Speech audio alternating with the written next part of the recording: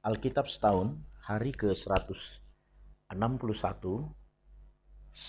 Juni.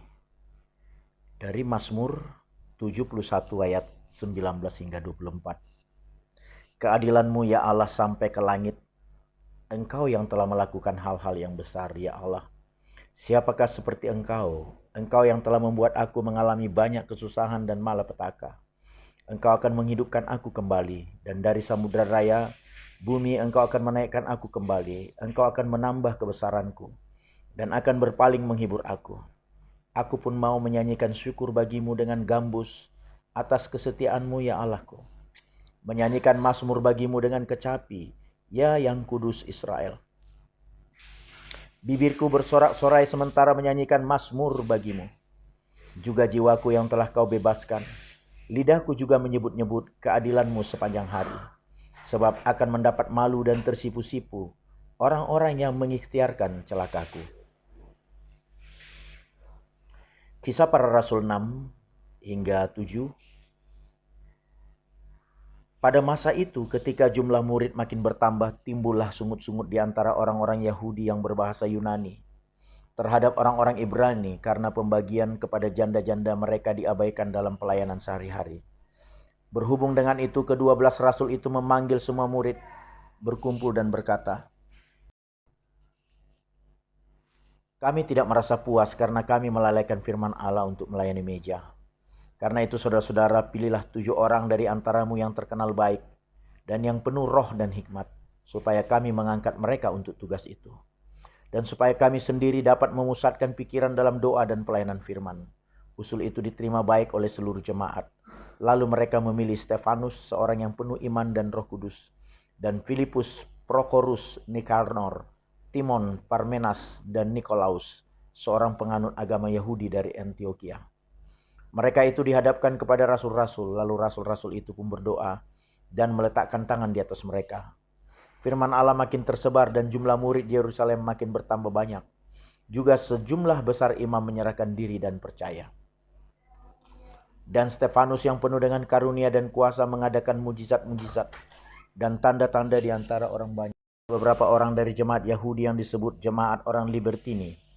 Anggota-anggota jemaat itu adalah orang-orang dari Kirene dan dari Alexandria, bersama dengan beberapa orang Yahudi dari Kilikia dan dari Asia. Orang-orang itu bersoal jawab dengan Stefanus, tetapi mereka tidak sanggup melawan hikmatnya dan roh yang mendorong dia berbicara. Lalu mereka menghasut beberapa orang untuk mengatakan, "Kami telah mendengar dia mengucapkan kata-kata hujat terhadap Musa dan Allah." Dengan jalan demikian mereka mengadakan suatu gerakan di antara orang banyak serta tua-tua dan ahli-ahli Taurat. Mereka menyergap Stefanus, menyeretnya dan membawanya ke hadapan mahkamah agama. Lalu mereka memajukan saksi-saksi palsu yang berkata, "Orang ini terus-menerus mengucapkan perkataan yang menghina tempat kudus ini dan hukum Taurat. Sebab kami telah mendengar dia mengatakan bahwa Yesus orang Nazaret itu akan merubuhkan tempat ini dan mengubah adat istiadat yang diwariskan oleh Musa kepada kita." Semua orang yang duduk dalam sidang mahkamah agama itu menatap Stefanus. Lalu mereka melihat muka Stefanus sama seperti muka seorang malaikat. Kata imam besar, "Benarkah demikian?" Jawab Stefanus, "Hai saudara-saudara dan bapak-bapak, dengarkanlah. Allah yang maha mulia telah menampakkan dirinya kepada bapa leluhur kita Abraham ketika ia masih di Mesopotamia sebelum ia menetap di Haran, dan berfirman kepadanya, 'Keluarlah dari negerimu dan dari sanak saudaramu, dan pergilah ke negeri yang akan kutunjukkan kepadamu.' Maka keluarlah ia dari negeri orang Kasdim, lalu menetap di Haran, dan setelah ayahnya meninggal, Allah menyuruh dia pindah dari situ ke tanah itu, tempat kamu diam sekarang, dan di situ Allah tidak memberikan milik pusaka kepadanya, bahkan setapak tanah pun tidak. Tetapi ia berjanji akan memberikan tanah itu kepadanya menjadi kepunyaannya dan kepunyaan keturunannya, walaupun pada waktu itu ia tidak mempunyai anak. Beginilah firman Allah, yaitu bahwa keturunannya akan menjadi pendatang di negeri asing, dan bahwa mereka akan diperbudak dan dianiaya 400 tahun lamanya. Tetapi bangsa yang akan memperbudak mereka itu akan kuhukum, firman Allah, dan sesudah itu mereka akan keluar dari situ dan beribadah kepadaku di tempat ini. Lalu Allah memberikan kepadanya perjanjian sunat, dan demikianlah Abraham memperanakkan Ishak, lalu menyunatkannya pada hari yang ke-8. Dan Ishak memperanakkan Yakub, dan Yakub memperanakkan ke-12 bapa leluhur kita. Karena iri hati bapak-bapak leluhur kita menjual Yusuf ke tanah Mesir, tetapi Allah menyertai dia dan melepaskannya dari segala penindasan, serta menganugerahkan kepadanya kasih karunia dan hikmat. Ketika ia menghadap Firaun raja Mesir, Firaun mengangkatnya menjadi kuasa atas tanah Mesir dan atas seluruh istananya. Maka datanglah bahaya kelaparan menimpa seluruh tanah Mesir dan tanah Kanaan serta penderitaan yang besar, sehingga nenek moyang kita tidak mendapat makanan. Tetapi ketika Yakub mendengar bahwa di tanah Mesir ada gandum, ia menyuruh nenek moyang kita ke sana. Itulah kunjungan mereka yang pertama. Pada kunjungan mereka yang kedua, Yusuf memperkenalkan dirinya kepada saudara-saudaranya, lalu ketahuanlah asal-usul Yusuf kepada Firaun. Kemudian Yusuf menyuruh menjemput Yakub ayahnya dan semua sanak saudaranya, 75 jiwa banyaknya. Lalu pergilah Yakub ke tanah Mesir, di situ ia meninggal. Dan ia dan nenek moyang kita, mayat mereka dipindahkan ke Sikem dan diletakkan di dalam kuburan yang telah dibeli Abraham dengan sejumlah uang perak dari anak-anak Hemor di Sikem. Tetapi makin dekat genapnya janji yang diberikan Allah kepada Abraham, makin bertambah banyaknya bangsa itu di Mesir, sampai bangkit seorang raja lain memerintah tanah Mesir, seorang yang tidak mengenal Yusuf. Raja itu mempergunakan tipu daya terhadap bangsa kita dan menganiaya nenek moyang kita, serta menyuruh membuang bayi mereka, supaya bangsa kita itu jangan berkembang. 2 Samuel 15 hingga 16. Lalu datanglah seseorang mengabarkan kepada Daud, katanya, hati orang Israel telah condong kepada Absalom. Kemudian berbicaralah Daud kepada semua pegawainya yang ada bersama-sama dengan dia di Yerusalem. Bersiaplah, marilah kita melarikan diri, sebab jangan-jangan kita tidak akan luput daripada Absalom. Pergilah dengan segera supaya ia jangan dapat lekas menyusul kita dan mendatangkan celaka atas kita dan memukul kota ini dengan mata pedang. Para pegawai raja berkata kepada raja, terserah kepada tuanku raja, hamba-hambamu ini siap. Lalu keluarlah raja dan seisi rumahnya mengiringi dia. 10 orang gundik ditinggalkan raja untuk menunggui istana. Maka keluarlah raja dan seluruh orang-orangnya mengiringi dia. Dekat rumah yang terakhir mereka berhenti. Sedang semua pegawainya berjalan melewatinya, juga semua orang Kreti dan semua orang Pleti, juga semua orang Gad. 600 orang banyaknya yang mengiringi dia sejak dari Gad, berjalan melewati raja. Lalu bertanyalah raja kepada Itai orang Gad itu, mengapa pula engkau berjalan beserta kami? Pulanglah dan tinggallah bersama-sama raja, sebab engkau orang asing, lagi pula engkau orang buangan dari tempat asalmu. Baru kemarin engkau datang, masakan pada hari ini aku akan membawa engkau mengembara bersama-sama kami. Padahal aku harus pergi entah kemana. Pulanglah dan bawalah juga saudara-saudaramu pulang. Mudah-mudahan Tuhan menunjukkan kasih dan setia kepadamu. Tetapi Itai menjawab raja, demi Tuhan yang hidup dan demi hidup tuanku raja, di mana tuanku raja ada, baik hidup atau mati, di situ hambamu juga ada.